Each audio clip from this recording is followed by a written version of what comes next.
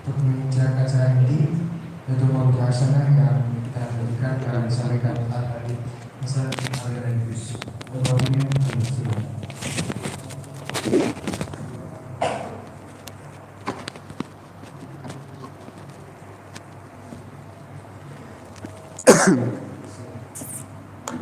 Bismillahirrahmanirrahim.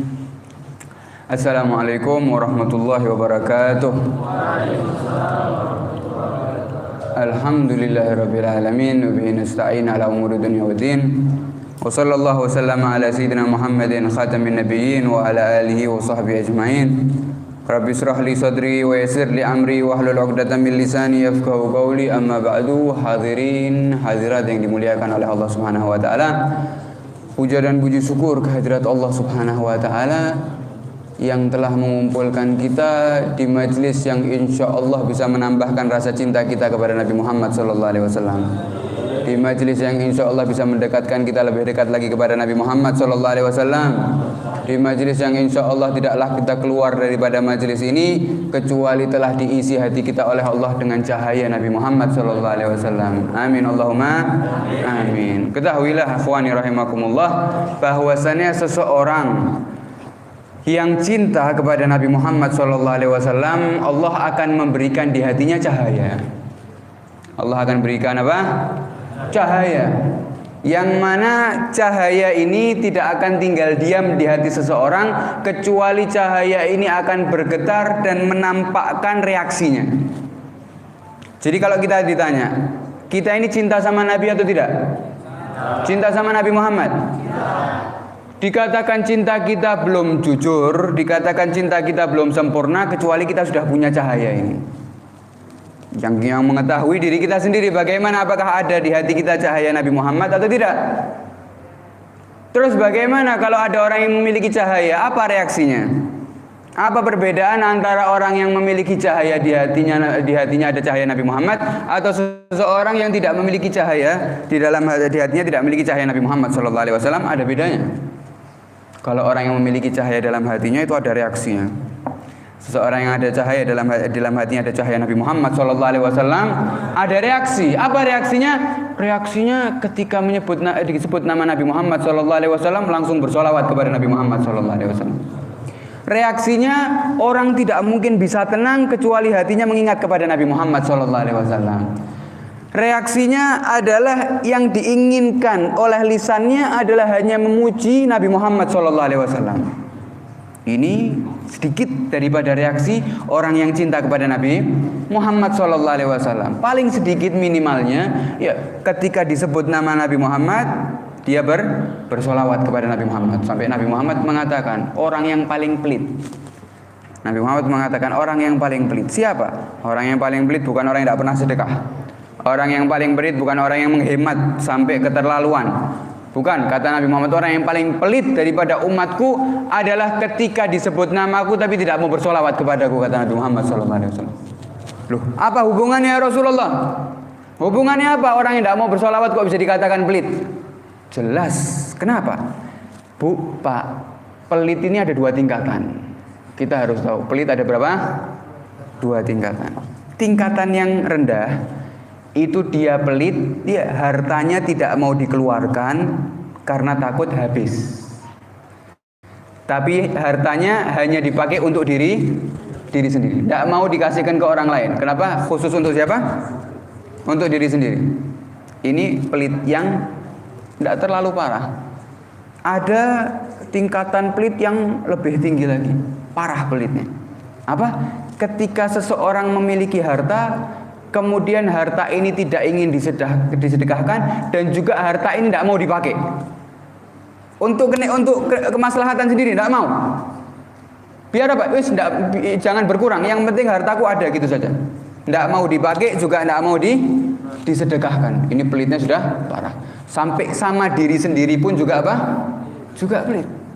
Dia punya harta, tidak mau dipakai juga tidak mau disedekahkan. Ini parah berarti. Biasanya orang pelit mau dipakai buat diri sendiri tapi orang lain tidak mau. Ini pelit biasa. Tapi orang yang pelit yang luar biasa ketika dia punya harta untuk manfaat diri sendiri pun dia tidak mau. Dia punya harta banyak, tapi buat makan ya, dia ngirit sekali. Padahal hartanya banyak. Dia punya harta banyak, tapi untuk kenikmatan diri sendiri tidak mau dipakai. Ini pelitnya berarti tingkat tinggi, parah.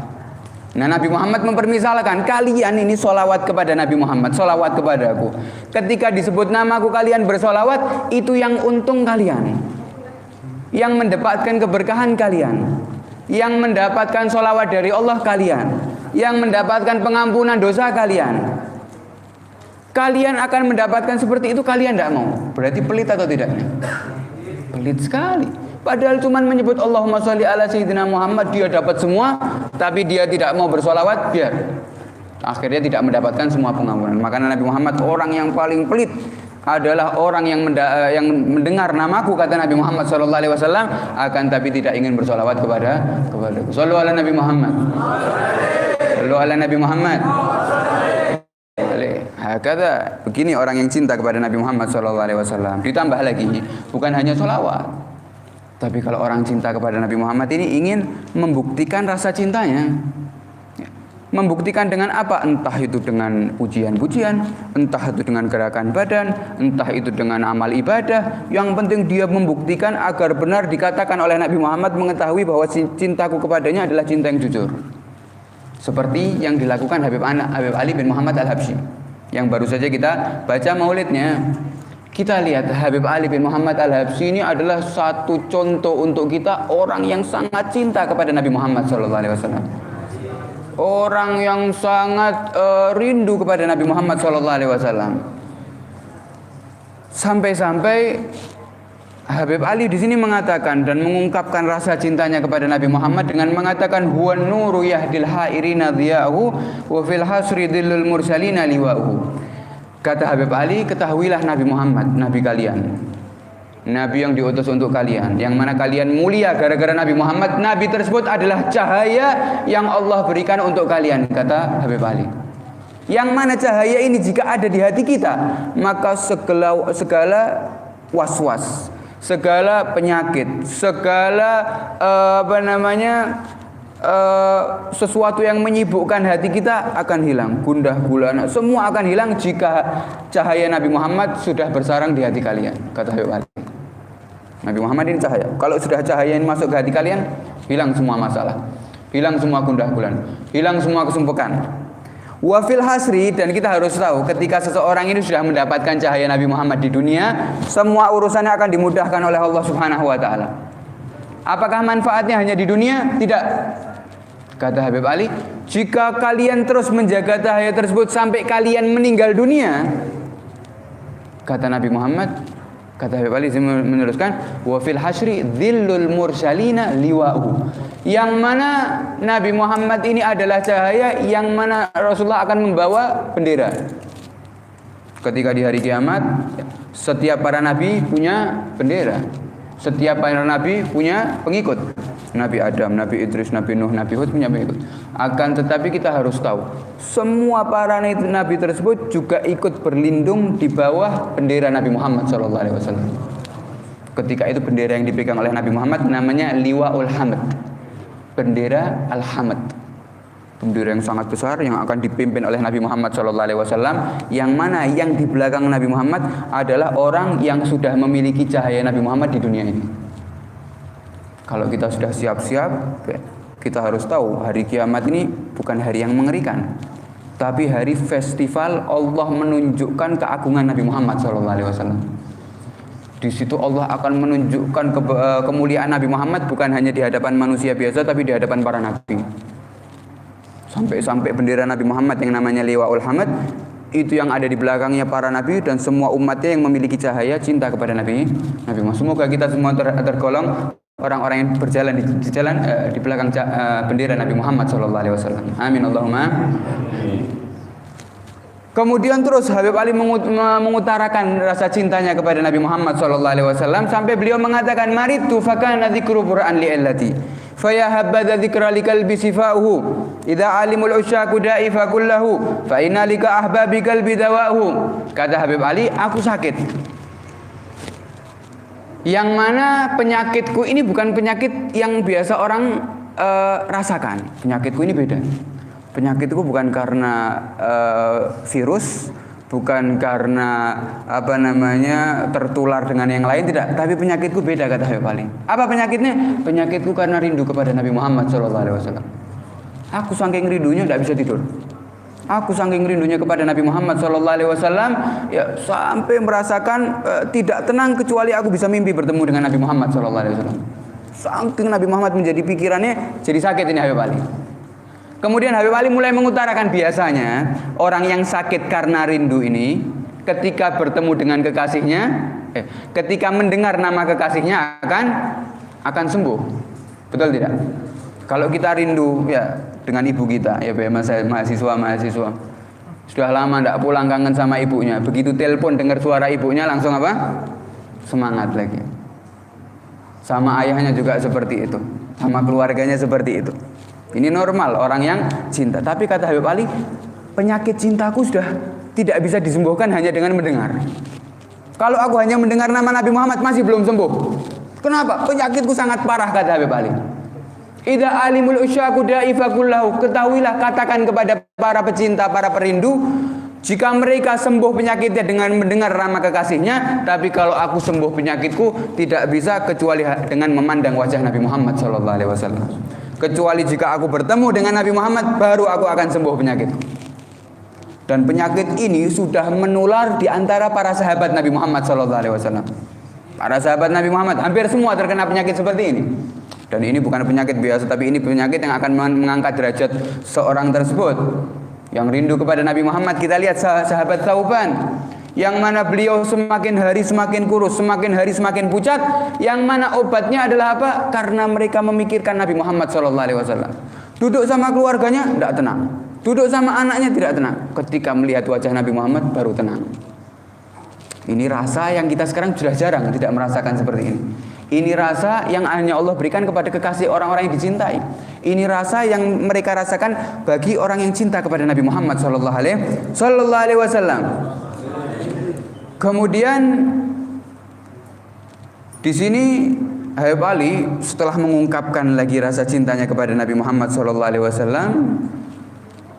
mengatakan bahwasannya ayat Sayyidi qalbi bihubbika bahiun. Mengatakan ketika bermunajatnya, mengatakan, ya Rasulullah, wahai Nabi Muhammad, qalbi bihubbika bahiun. Hatiku ketika aku cinta kepadamu, itu hatiku cintanya sampai menghancurkan hatiku. Hatiku ini sampai ya hancur karena rindu dan cinta kepadamu. Dan rasa ini juga pernah dirasakan oleh Sayyidina Abu Bakar As-Siddiq, sahabat Nabi Muhammad SAW. Beliau setelah sepeninggal Nabi Muhammad, setiap malam naik ke atas melihat bulan, ya. Ketika melihat bulan seraya, ya, bersolawat kepada Nabi Muhammad dan mengatakan, wa Muhammad, yang artinya aku rindu kepada Nabi Muhammad, aku rindu kepada Nabi Muhammad. Sampai istrinya, ya, ketika mendekati Sayyidina Abu Bakar, mencium daripada nafasnya Sayyidina Abu Bakar bau daging yang terbakar. Seakan-akan ya bau daging apa? Terbakar. Ketika itu Sayyidina Abu Bakar mengatakan, benar, karena hatiku sudah apa? Kosong karena cinta kepada Nabi Muhammad SAW. Terbakar karena rindu kepada siapa? Nabi Muhammad SAW. Ini reaksi orang-orang yang cinta. Sekarang kita tanya, kita cinta apa enggak? Ada reaksinya apa enggak? Cinta sama Nabi Muhammad?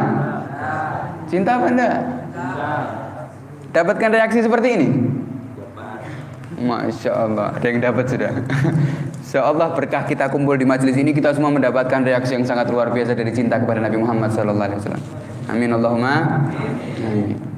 Ditambah lagi, di sini Habib Ali setelah mengungkapkan bermunajat kepada Nabi Muhammad SAW mengatakan, ajib ya habibal qalbi da'wata syaikin. Ya Rasulullah, dengarkanlah seruanku, kata Habib Ali. Ini Habib Ali, ya, hidup jauh setelah zaman Nabi Muhammad. Habib Ali ini baru 200 tahun yang lalu.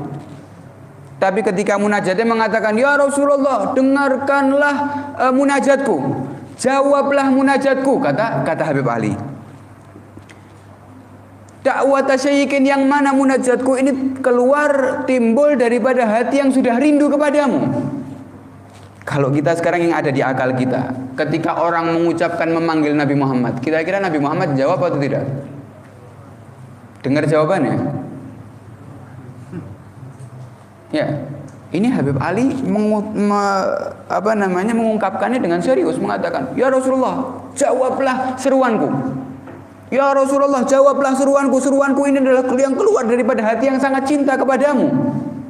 Kenapa Habib Ali kok mengatakan sampai seperti ini? Kenapa kok ingin diijabahi sama Nabi Muhammad, dipanggil, dijawab seruannya oleh Nabi Muhammad SAW? Karena Habib Ali bin Muhammad yakin bahwasanya Nabi Muhammad ini lebih cinta kepada umatnya daripada cintanya umatnya kepada Nabi Muhammad SAW.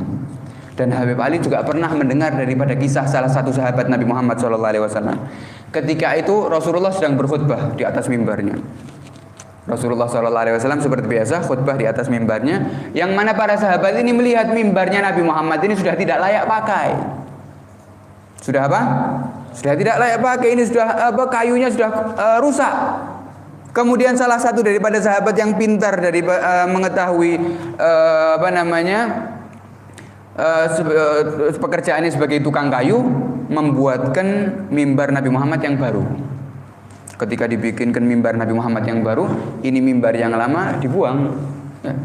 Dipindah sampai keluar masjid, diletakkan mimbar yang lama diletakkan keluar masjid. Kemudian dipasang mimbar yang baru untuk Nabi Muhammad SAW. Setelah Nabi Muhammad memakai mimbar yang baru untuk berkhutbah, memberikan nasihat kepada para sahabatnya, tiba-tiba Nabi Muhammad ini dan para sahabatnya semua satu masjid mendengarkan ada suara tangisan, seperti tangisannya anak kecil. Jadi tangisannya pelan-pelan, semakin lama semakin keras, semakin lama semakin keras. Para sahabat satu sama lain ya ngelihat, noleh-noleh, ya, ini anak siapa ini yang nangis? Ya. Begitu juga para sahabat yang putri seperti itu juga ngelihat, ini anak siapa ini yang nangis? Kok suaranya sampai masjid semuanya? Kok tambah lama tambah keras, tambah lama tambah keras, tambah lama sampai suaranya seperti onta yang kehilangan anaknya. Diriwayatkan para sahabat, saking kerasnya sampai suara onta yang kehilangan anaknya. Tapi dilihat tidak ada bayi yang menangis, tidak ada onta di sekitar masjid Nabi Muhammad SAW. Semakin keras, semakin keras, semakin keras. Akhirnya Nabi Muhammad menghentikan khutbahnya.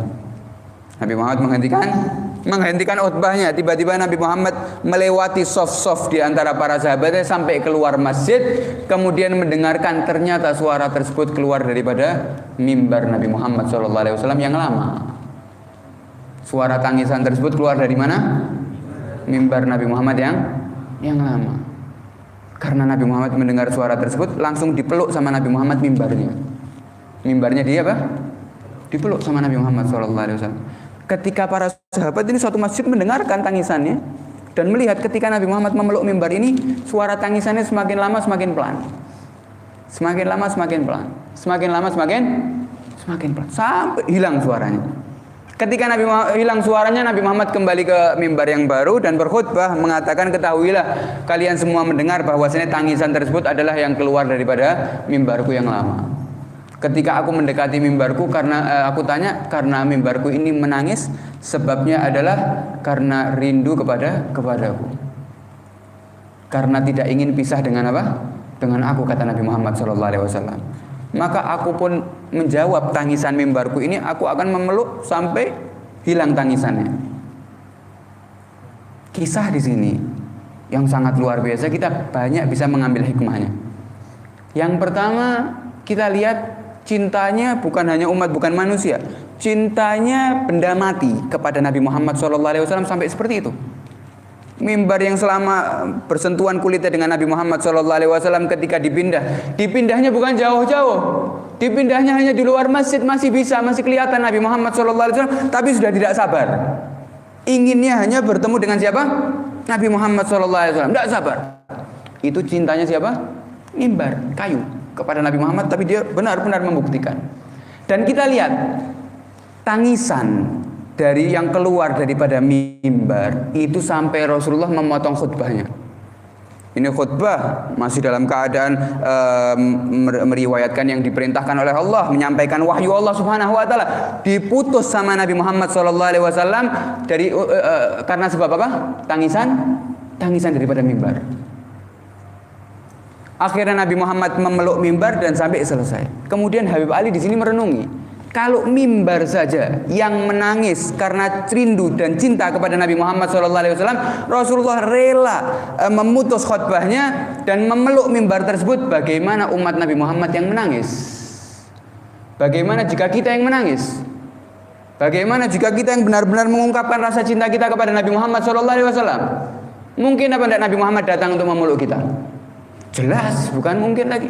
Kalau mimbar benda mati dipeluk sama Nabi Muhammad, didatangi sama, diputus khutbahnya oleh Nabi Muhammad karena urusan mimbar, bagaimana jika umat Nabi Muhammad yang menangis? Bagaimana jika umat Nabi Muhammad yang benar-benar dalam hatinya mengharap kepada Allah agar dimuliakan matanya bisa bertemu dengan Nabi Muhammad SAW, bisa bermimpi bertemu dengan Nabi Muhammad SAW, pasti akan semakin mudah. Makanya Habib Ali mengatakan seperti itu dalam mujadid, ya Rasulullah, ya, jawablah seruanku. Kenapa? Mengetahui kalau mimbar saja dijawab seruannya oleh Nabi Muhammad, apalagi kita. Kita saja yang kurang setruman cintanya ini. Kita yang kurang dicas lagi agar lebih mantap lagi setrumannya kepada Nabi Muhammad SAW. Karena sungguh, ya, kalau dilihat bahwasannya para ulama dan para sahabat mereka mengatakan bahwasannya kalian ini jika mendekatkan kepada Nabi Muhammad SAW, mendekatkan diri kepada Nabi Muhammad satu langkah, maka Nabi Muhammad SAW akan mendekatkan diri kepada kita lebih dekat lagi sampai 5 langkah. Alias Nabi Muhammad ini lebih ingin dekat dengan kita daripada kita ingin dekat kepada siapa? Nabi Muhammad SAW. Ya.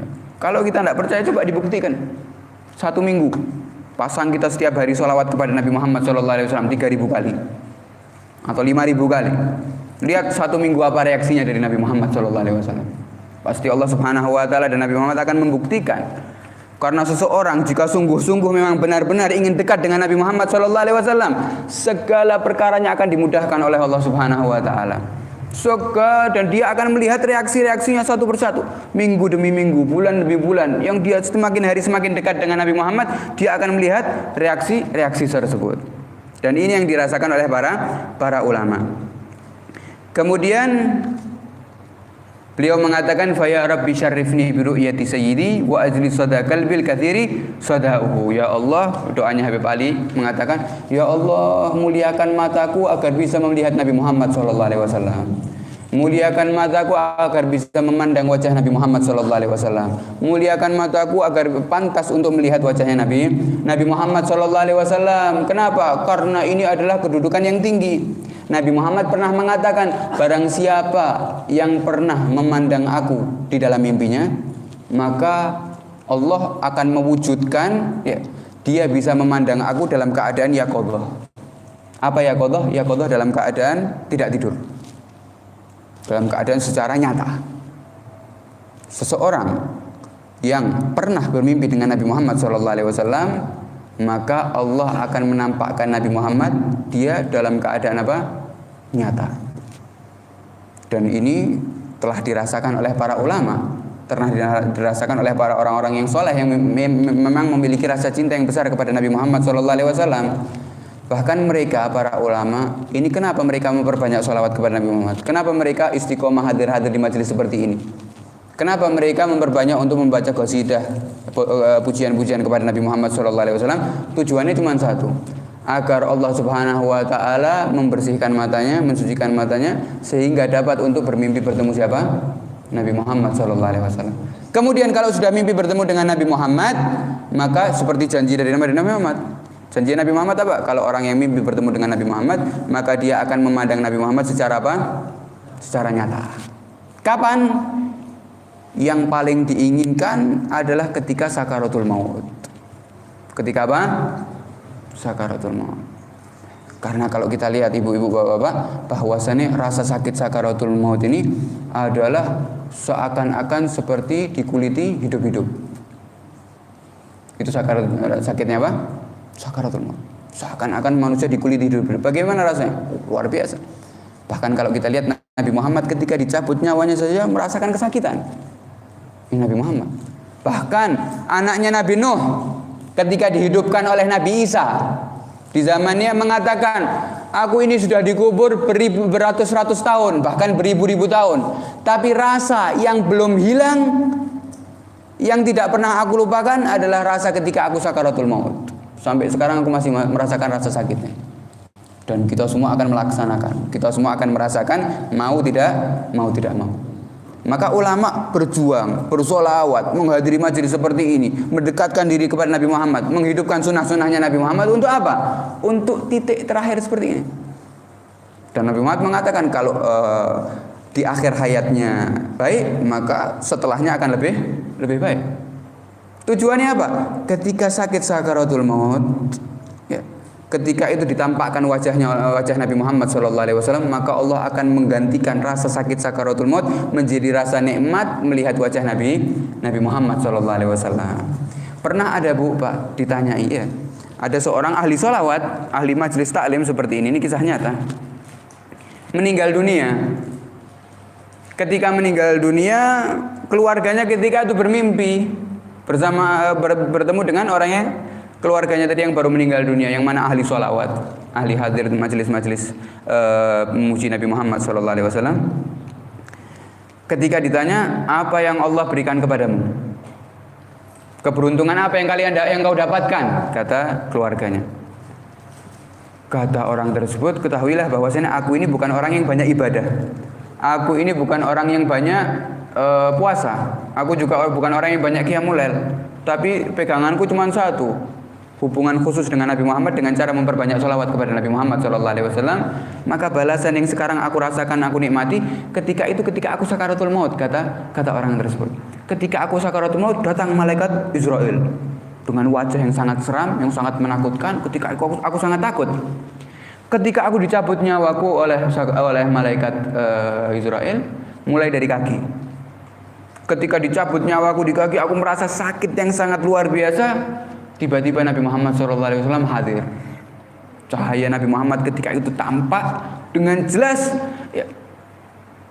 Seraya ketika aku sakit, ya, ketika dicabut nyawaku sampai kaki sudah selesai, rasa sakit yang sangat luar biasa. Nabi Muhammad meletakkan tangan yang mulia ke kakiku. Ketika tangannya Nabi Muhammad diletakkan di kakiku, tiba-tiba rasa sakitnya hilang. Kemudian malaikat mencabut nyawaku dari lutut lagi sampai ke pinggang. Rasa sakit yang aku rasakan sangat luar biasa. Tiba-tiba Nabi Muhammad SAW meletakkan tangannya ke lututku. Tiba-tiba rasa sakit tersebut menjadi hilang. Ditarik lagi sama malaikat maut dari pinggang ke dada.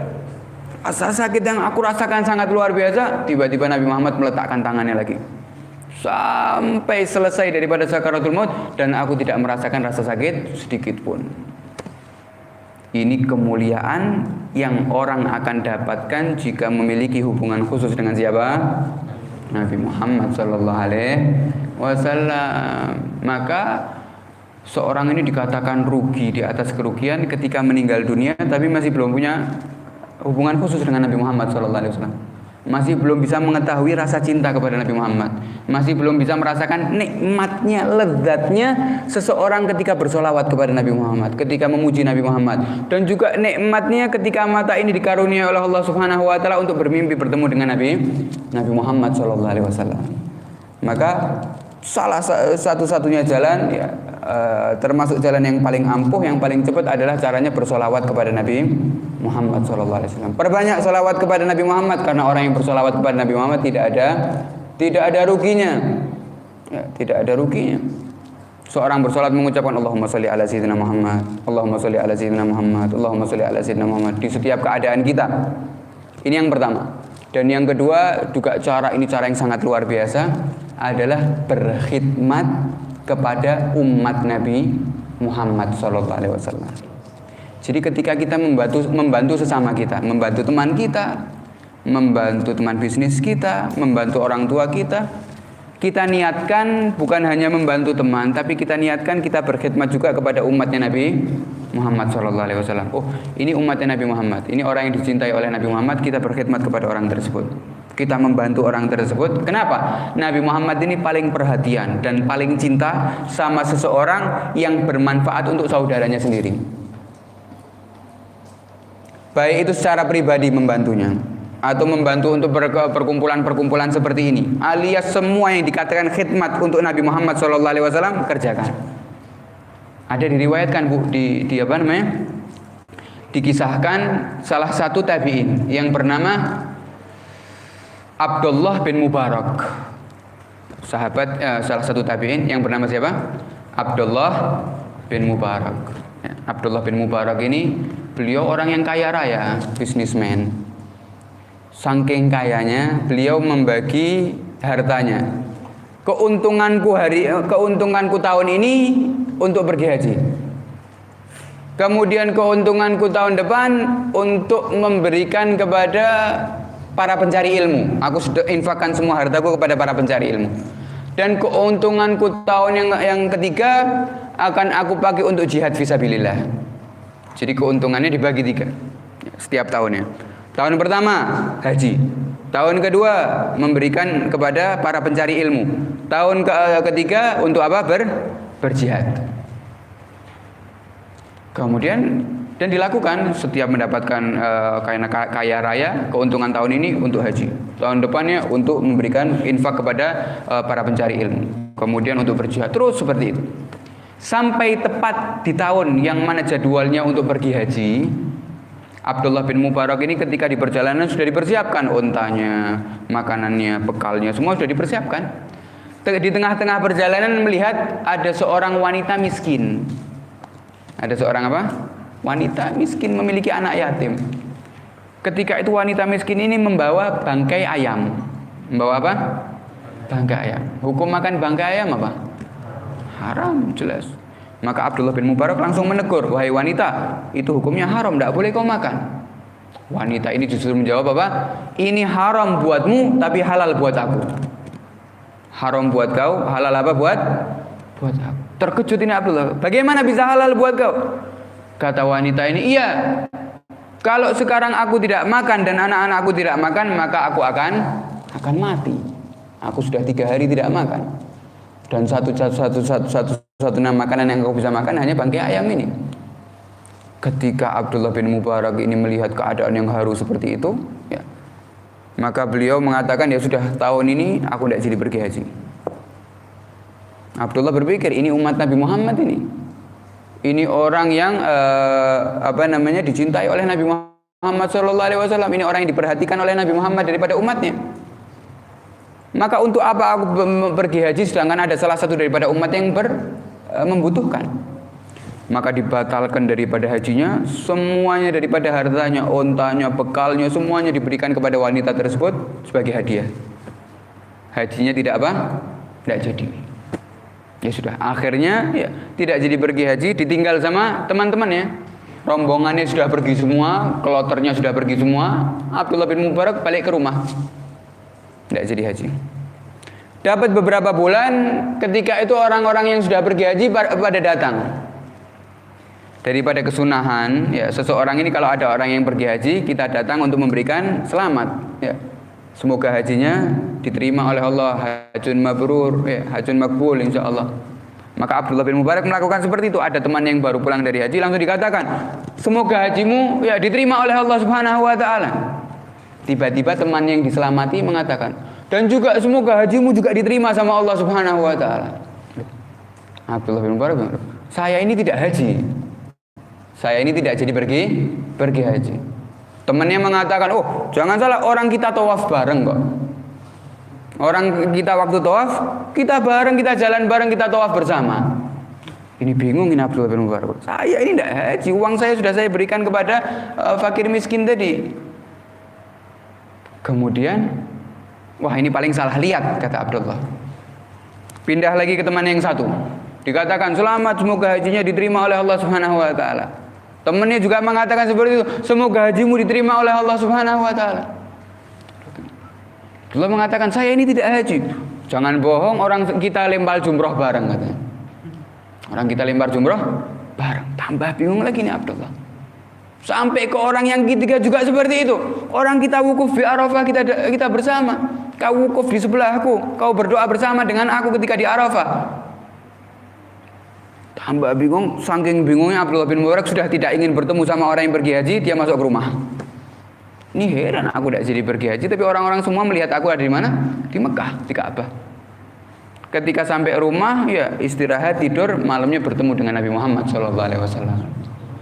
Nabi Muhammad datang ke dalam mimpinya Abdullah bin Mubarak seraya mengatakan, wahai Abdullah bin Mubarak, aku datang ke sini untuk berterima kasih karena kau telah berkhidmat kepada umatku.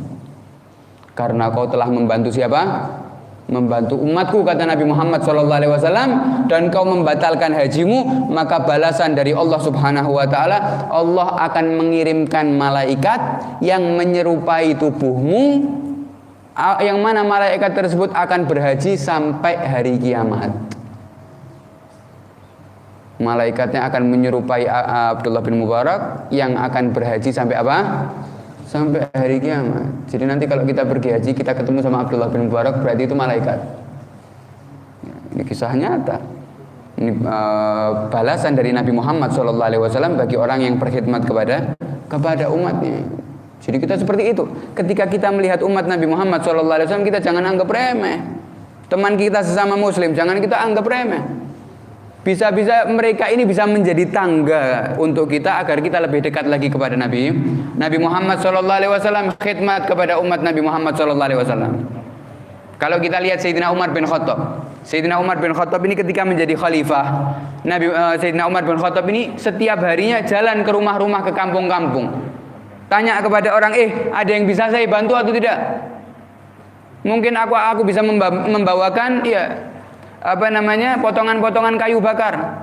Aku atau bisa membawakan hajat-hajatmu. Aku akan menjadi kuli untukmu. Ini Sayyidina Umar bin Khattab setiap harinya. Apa tujuannya Umar bin Khattab melakukan seperti itu? Kenapa kok setiap harinya menawarkan orang-orang agar dia berkhidmat kepada umat Rasulullah SAW? Karena tujuannya bukan umatnya, bukan cinta umatnya, tapi cinta kepada Rasulullah SAW. Tujuannya adalah syafaat dari Nabi Muhammad SAW. Maka alhamdulillah, kita semua pasang niat yang baik. Setelah keluar daripada majelis ini, kita berbanyak sholawat kepada Nabi Muhammad SAW. Yang kedua, kita berkhidmat kepada umatnya Nabi Muhammad SAW. Dan yang ketiga, yang terakhir adalah hidupkan sunnah-sunnahnya Nabi Muhammad SAW. Hidupkan sunnah-sunnahnya Nabi Muhammad SAW di setiap keadaan kita. Hidupkan sunnah-sunnahnya Nabi Muhammad SAW dimanapun kita berada. Hidupkan sunnah-sunnahnya Nabi Muhammad SAW sebagai bukti rasa cinta kita kepada Nabi Muhammad SAW.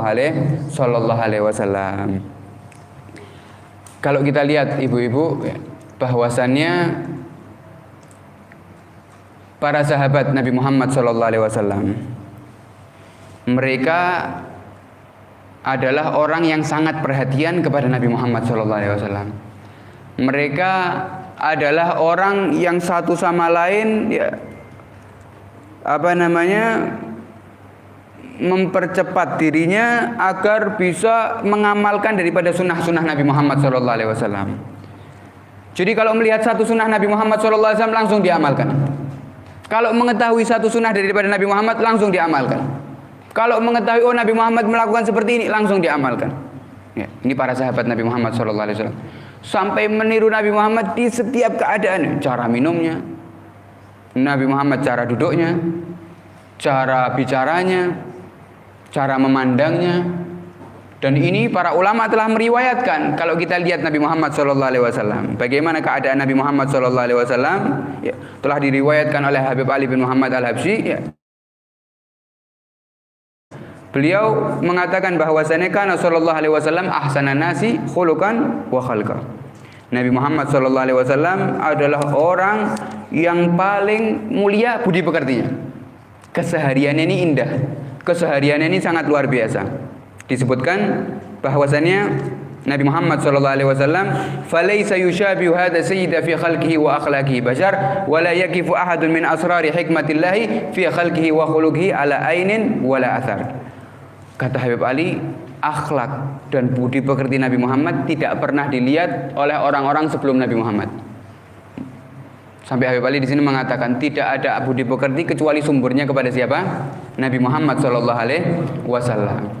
Kemudian mulai mengatakan Nabi Muhammad itu adalah orangnya marbu al-qamah, Ini kita diajak sama Habib Ali untuk apa? Untuk memikirkan bagaimana keadaan tubuh Nabi Muhammad SAW dan bagaimana gerak-gerik Nabi Muhammad SAW. Mungkin saja dengan perkumpulan kita pada malam hari untuk Nabi Muhammad, kita bisa bermimpi nanti malam bertemu dengan Nabi Muhammad SAW. Habib Ali di sini mengatakan kan Rasulullah SAW marbu al-qamah. Nabi Muhammad ini badannya tegak, tinggi. Tidak sangat tinggi dan juga tidak pendek. Tingginya biasa, ya. Tidak terlalu tinggi dan juga tidak pendek. Tapi yang ajaib, ya, Pak, Bu, Nabi Muhammad ini dikatakan tidak tinggi. Tapi jika dilihat ada sahabat yang paling tinggi, jika berjajar dengan Nabi Muhammad SAW, kelihatannya Nabi Muhammad yang paling tinggi. Kelihatannya Nabi Muhammad lebih tinggi. Tapi kalau sudah berpisah, kita bakal mengatakan sahabat ini lebih tinggi dari Nabi Muhammad SAW. Soalnya Nabi Muhammad ini tingginya tidak terlalu tinggi, tidak dikatakan jangkung. Ya, kalau sekarang ya orang tinggi dikatakan apa? Jangkung saking tingginya. Tidak. Nabi Muhammad ini tidak tinggi, tapi kalau berjajar dengan siapapun pasti Nabi Muhammad lebih tinggi. Shallu ala Nabi Muhammad. Abyadhal launi musyarraban bihumrah. Kulitnya Nabi Muhammad bagaimana? Kulitnya Nabi Muhammad ini putih. Putih akan tetapi bercampur dengan merah. Ini kulitnya Nabi Muhammad SAW, putih kemerah-merahan. Jadi indah.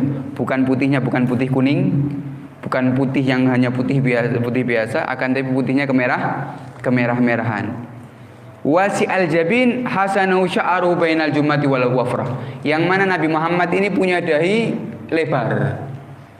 Dahinya Nabi Muhammad lebar, dan ketika itu di zaman Nabi Muhammad, bahwasanya setiap orang yang memiliki dahi lebar itu adalah dikatakan orang yang cerdas dan dikatakan orang yang gagah kalau memiliki dahi yang apa?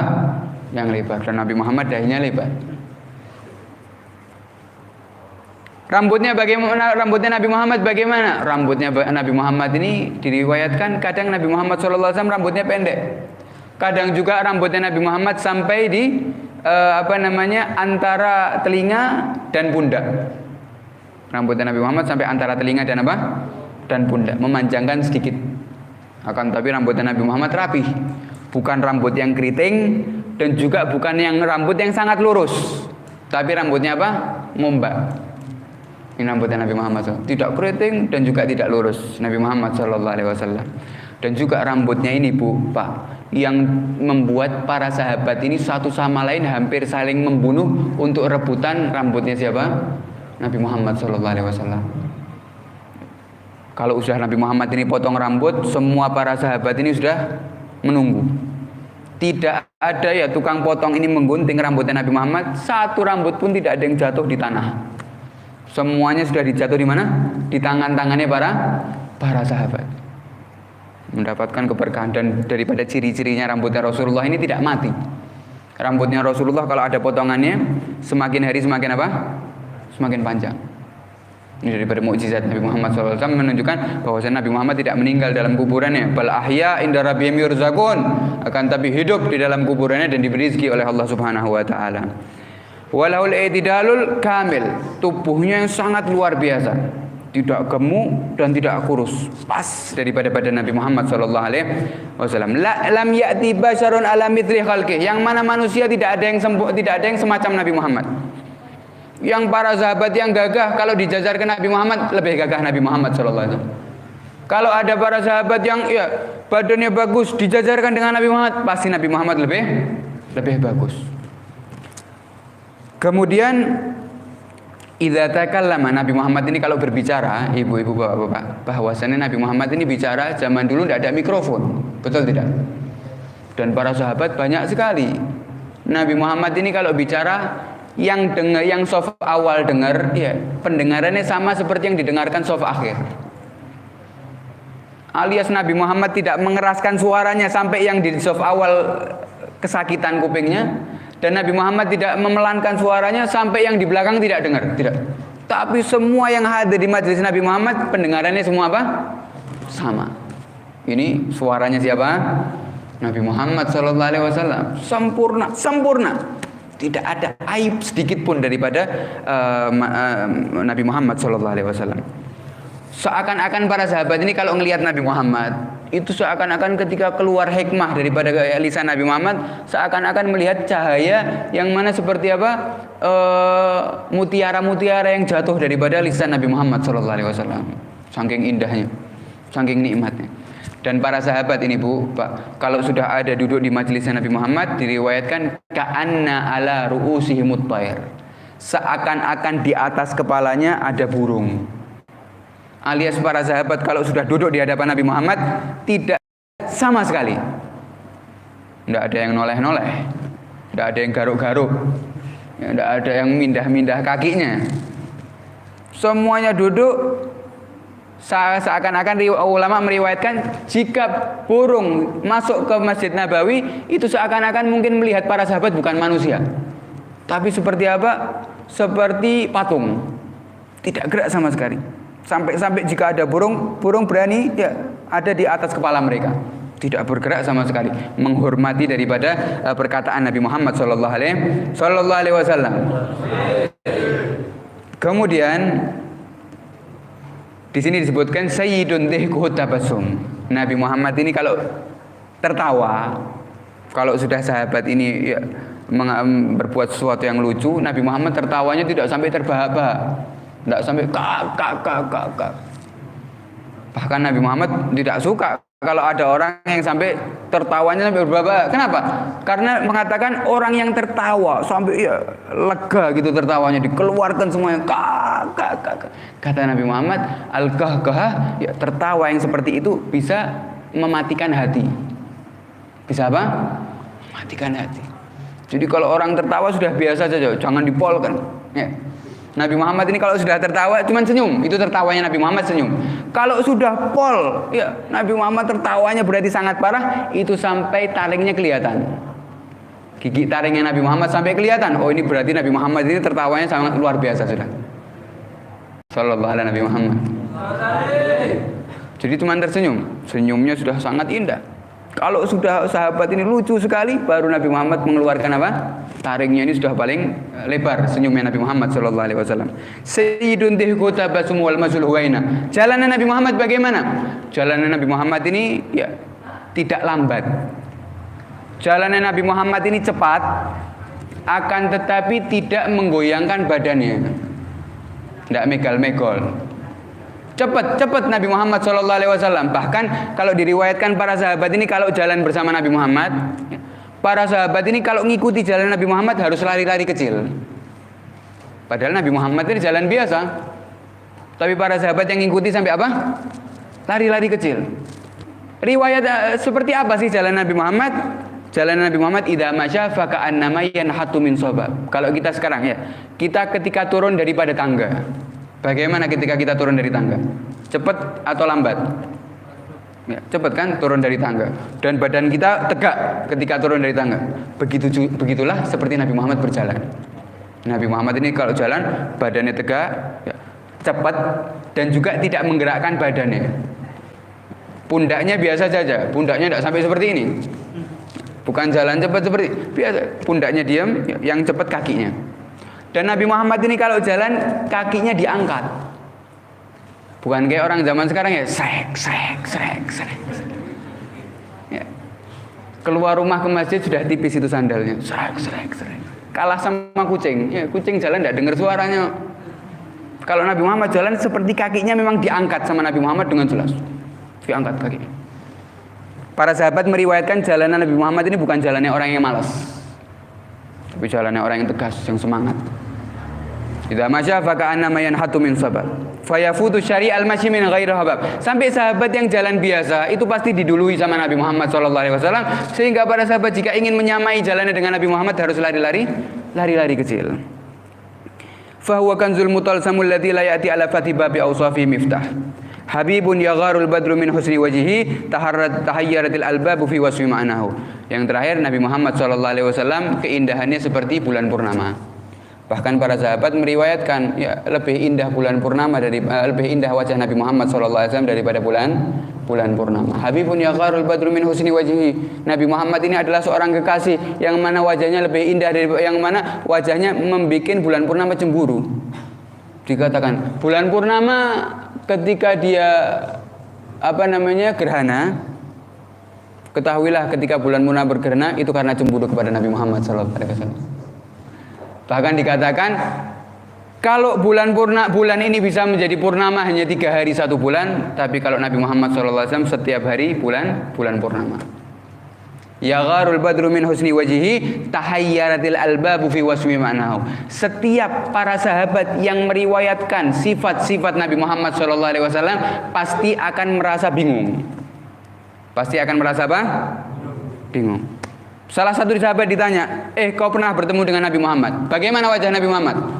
Mengatakan wajah Nabi Muhammad seperti bulan. Dapat beberapa saat, enggak, bukan seperti bulan, lebih indah dari bulan. Dapat beberapa saat, tidak, bukan lebih indah, seperti matahari. Dapat beberapa saat lagi, tidak, lebih indah daripada matahari. Bingung. Meriwayatkan wajah Nabi Muhammad SAW ini kebingungan. Dan yang paling banyak meriwayatkan wajah Nabi Muhammad SAW ini bukan pembesar sahabat, akan tapi sahabat yang masih kecil-kecil. Sahabat yang masih muda ketika itu, mereka yang bisa menatap wajah Nabi Muhammad dengan puas. Kalau sahabat seperti Sayyidina Abu Bakar, Sayyidina Umar tidak bisa menatap wajah Nabi Muhammad dengan puas. Kenapa? Wibawanya Nabi Muhammad yang sangat luar biasa. Jadi para sahabat kalau menghadap kepada Nabi Muhammad, tidak ada yang bisa menatap mata Nabi Muhammad, tidak ada yang bisa. Memandang sebentar kemudian nunduk lagi. Memandang sebentar kemudian menunduk lagi. Yang bisa melihat seperti itu hanya anak-anak kecil. Maka kalau kita lihat riwayat daripada keindahan wajah Nabi Muhammad, tidak ada yang meriwayatkan pembesar sahabat, tidak ada. Tidak ada yang berani. Kalau ditanya bagaimana wajah Nabi Muhammad, tidak tahu. Aku cuma melihatnya sekilas-sekilas saja. Kalau meriwayat detailnya, aku tidak bisa. Yang meriwayatkan hanya anak-anak kecil. Karena Nabi Muhammad ini bukan keindahan saja, bukan hanya jamal, akan tetapi haibah. Apa haibah? Wibawa. Nabi Muhammad bukan hanya indah saja, wibawa. Kalau Nabi Yusuf ini diberikan oleh Allah Subhanahu wa taala setengah keindahan. Jadi Allah menciptakan keindahan wajah. Setengahnya diberikan kepada siapa? Nabi Yusuf. Tapi kalau Nabi Muhammad bukan setengah, semuanya diberikan kepada siapa? Nabi Muhammad. Loh, Ustaz, tapi kok di dalam Al-Qur'an para wanita ini melihat Nabi Yusuf sampai memotong tangannya sampai tidak terasa. Karena menikmati keindahan wajah Nabi Yusuf sampai memotong tangannya. Tapi aku tidak pernah melihat riwayat para wanita melihat wajah Nabi Muhammad SAW sampai memotong tangannya. Berarti Nabi Yusuf lebih tampan dari Rasulullah? Jelas tidak. Jelas Nabi Muhammad lebih tampan daripada Nabi Yusuf. Tapi karena Nabi Yusuf ini hanya diberi keindahan oleh Allah tanpa diberi wibawa. Hanya diberi ketampanan tanpa diberi apa? Wibawa, sehingga para wanita bisa menikmati keindahannya. Tapi Nabi Muhammad diberi kesempurnaan keindahan dan juga dikasih apa? Wibawa, sehingga yang menatap wajah Nabi Muhammad langsung menunduk lagi. Tidak berani. Melihat wajah Nabi Muhammad langsung menunduk. Seandainya kata para ulama Rasulullah tidak diberi wibawa, maka para wanita dan orang-orang tidak hanya memotong-motong tangannya, akan tapi mereka menyasat-nyasat dan memotong-motong hatinya karena nikmat memandang wajahnya Nabi Muhammad sallallahu alaihi wasallam. Shallu ala Nabi Muhammad. Insyaallah yang sedikit tadi kita hanya duduk di majelis ini untuk membahas Nabi Muhammad sallallahu alaihi wasallam. Semoga nanti malam kita bisa bermimpi bertemu dengan Nabi Muhammad SAW. Semoga dengan keberkahan majelis ini Allah mensucikan mata kita. Semoga dengan keberkahan majelis ini Allah membersihkan mata kita. Semoga dengan keberkahan majelis ini Allah menghiasi mata kita dengan cahaya Nabi Muhammad SAW, sehingga nanti malam kita bisa dimuliakan oleh Allah Subhanahu wa taala untuk memandang wajah Nabi Muhammad SAW. Sehingga ketika dimuliakan oleh Allah untuk memandang wajah Nabi Muhammad SAW di dalam mimpi, dan juga ketika kita sakaratul maut agar bisa memandang wajah Nabi Muhammad SAW. Amin Allahumma amin. Semoga Allah Subhanahu wa taala menjadikan majelis ini majelis yang penuh berkah, tidak menjadikan majelis yang terakhir untuk kita, akan tapi Allah memanjangkan umur kita sampai bisa bertemu di tahun-tahun yang akan datang dalam keadaan sehat walafiat, dalam keadaan dipanjangkan umurnya oleh Allah Subhanahu wa taala, dalam keadaan tambah cinta lagi kepada Nabi Muhammad SAW. Amin Allahumma amin. Wassallallahu ala sayyidina Muhammad wa ala alihi wasallam. Wa'afu minkum. Wassalamualaikum warahmatullahi wabarakatuh.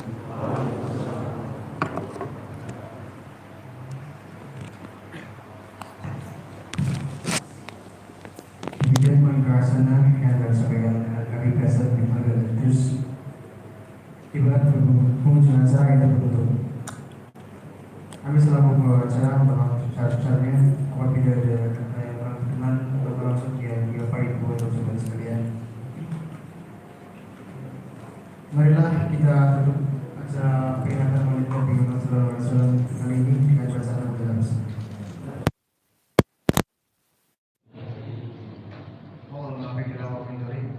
Assalamualaikum warahmatullahi wabarakatuh.